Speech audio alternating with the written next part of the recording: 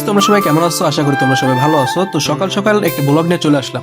তো আজকে আমি খুব সকালে ঘুম থেকে উঠছিলাম, ছাদে উঠে একটু হাঁটাহাঁটির পরে আমি তারপরে একটু চারিপাশের পরিবেশটা দেখতেছিলাম।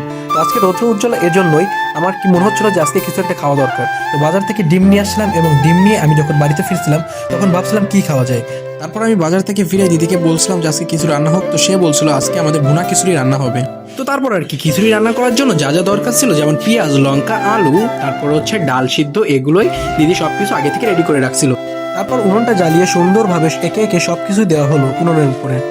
এখানে দেখুন সবকিছু কিন্তু পরপর যাচ্ছে, পেঁয়াজ, লঙ্কা এগুলো কিন্তু সবগুলো ভাজা হচ্ছে। তারপরে পরপর কিন্তু দুটো ডিম দেওয়া হলো। এরপর কি যে আমরা ডালটা সিদ্ধ করে রাখছিলাম সেটা কিন্তু এরপরে দিছিলাম।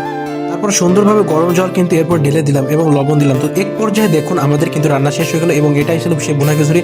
তো তারপর আমি খাওয়া শুরু করলাম। আশা করি মোটামুটি আমার কাছে খুবই ভালো লাগছিল। সকালবেলা খাওয়াটা মোটামুটি আমার কাছে ভালো লাগছিল।